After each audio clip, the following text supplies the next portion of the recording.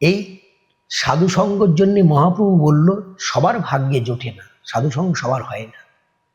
তাই উনি বললেন, সনাতন শোনো, কোনো ভাগ্যে কোনো জীবের শ্রদ্ধা যদি হয় সেই জীবই সাধুসঙ্গ পায়। দেখেছো, কোনো ভাগ্যে, কোনো বলতে একটা বহু বচন বলে মনে হয়, তাই না?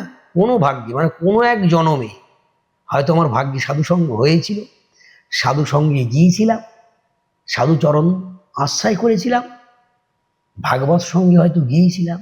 কোনো এক জনমে কোনো ভাগ্যে কোনো জীবের শ্রদ্ধা যদি হয়, অর্থাৎ ভগবত প্রতি, সাধুসঙ্গের প্রতি, ঈশ্বরের প্রতি যার শ্রদ্ধা হয়েছিল, এহেন ব্যক্তিকে বোঝাচ্ছে এই কথাটা, কোনো ভাগ্যে কোনো জীবের শ্রদ্ধা যদি হয় তবে সেই জীব সাধুসঙ্গ করায়। সবাই সাধুসঙ্গ করে না। সাধুসঙ্গ সেই ব্যক্তিই করে যার পূর্বে করা আছে, সাধুসঙ্গে তার মতি আছে এবং শ্রদ্ধা আছে, আগের জন্মে করেছে, সেই সাধুসঙ্গে যাবে এবং সেই সাধুসঙ্গ করবে। মহাপ্রভু এটাই বোঝাচ্ছেন সনাতন গোস্বামীকে। কোনো ভাগ্যে কোনো জীবের শ্রদ্ধা যদি হয় তবে সেই জীব সাধুসঙ্গ পায়। সাধুসঙ্গ পেলে কি হয়? সাধুসঙ্গ হইতে হয় শ্রবণ আর কীর্তন, আর শ্রবণ ও কীর্তন হইতে হয় অনর্থ নিবর্তন। বুঝতে পারছে? শ্লোকের অর্থ একটু খুলে বলছি, তাহলে বুঝতে পারবে। সাধুসঙ্গ হইতে হয় শ্রবণ আর কীর্তন, ভগবানের কথা শুনতেও পারি, শুনে আমি কাউকে বলতে পারবো, কীর্তন করতে পারবো, তারও ভালো লাগবে। সে হয়তো আসেনি এখানে, কিন্তু আমি শ্রবণ করেছি, শুনে যখন তাকে বলবো না, তারও ভালো লাগবে। তাহলে আমি শুনলাম আর শ্রবণ করলাম এবং কীর্তন করতে পারছি কাউকে। কিসের থেকে হলো? সাধুসঙ্গ থেকে হলো। সাধুসঙ্গ হইতে হয় শ্রবণ আর কীর্তন, শ্রবণ ও কীর্তন হইতে হয় অনর্থ নিবর্তন।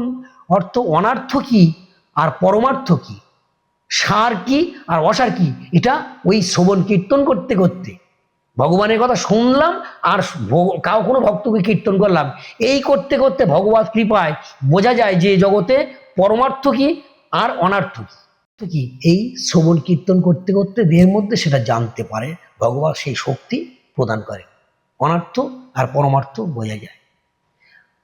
তাই বললেন কি, অনর্থ নিবৃত্তি হইতে তখন ভক্তি নিষ্ঠা হয়, নিষ্ঠা হইতে শ্রবণাদ্যে রুচি উপজয়, রুচি হইতে ভক্তি হয় আসক্তি প্রচুর, আসক্তি হইতে চিত্তে জন্মে কৃষ্ণের প্রীত্যাঙ্ক।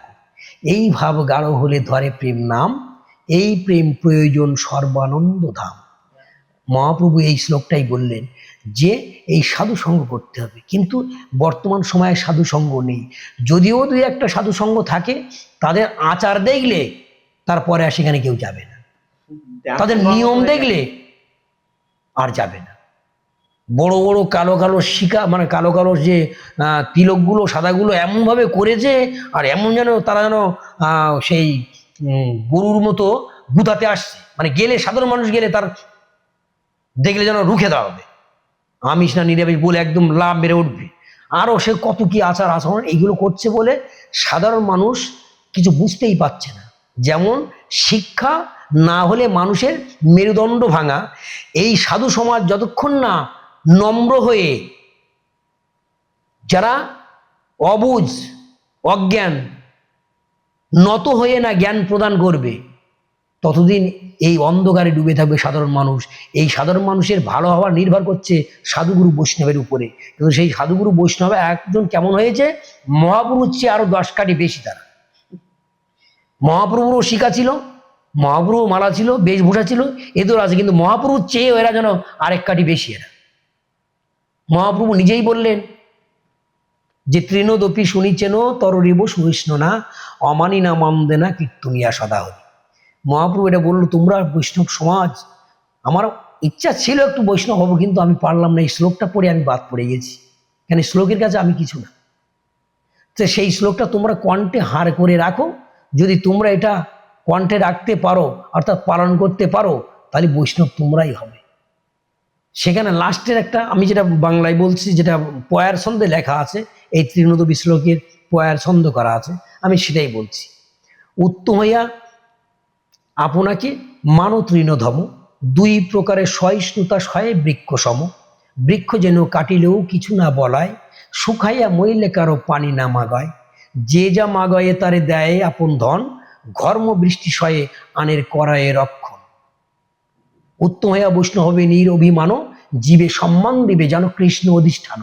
এই কথা কহিতে কহিতে প্রভুর দৈন্য যে হইল, শুদ্ধ ভক্তি কৃষ্ণ ঠাই মাগিতে লাগিল। হে পরমেশ্বর, তুমি আমার শুদ্ধ ভক্তি দান করো। যখন সেই শুদ্ধ ভক্তি আসবে তখন জাতপাত আমার কাছে কিছু থাকবে না।